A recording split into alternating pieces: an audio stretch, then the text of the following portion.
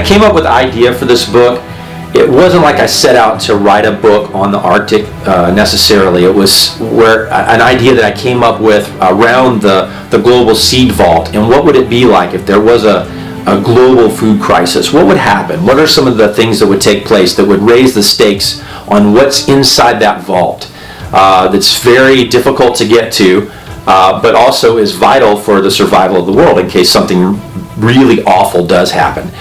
So in a way, the Arctic almost picked itself in this story.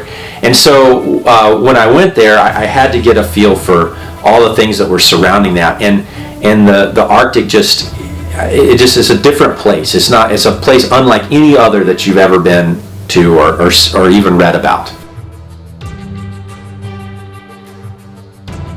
But I talked to corn farmers, I talked to corn seed sellers, producers, as well as geneticists to try to figure out what would this look like? Like, how could you do this technically? And try to present that in the story in a very short, concise way that we're not bogged down with it, but that you get an idea for this could happen. This is very real. And so, some of my conversations with some of these people were cut short a little bit because they were a little scared and nervous about sharing a lot of this information because it really could happen.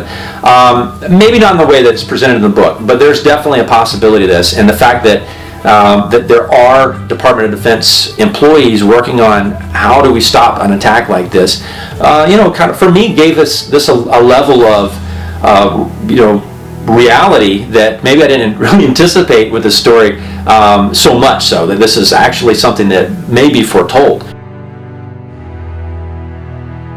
What surprised me about the Arctic?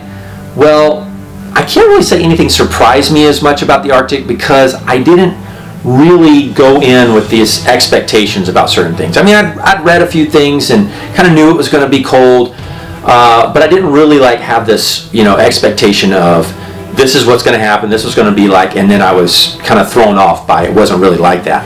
But I think one of the things that did surprise me, I guess in the way that that I didn't really realize was like this was the wind. It was just constant blowing wind, not like a breeze. I mean, it was full force, 20-mile-an-hour wind, 15 to 20 miles an hour all the time.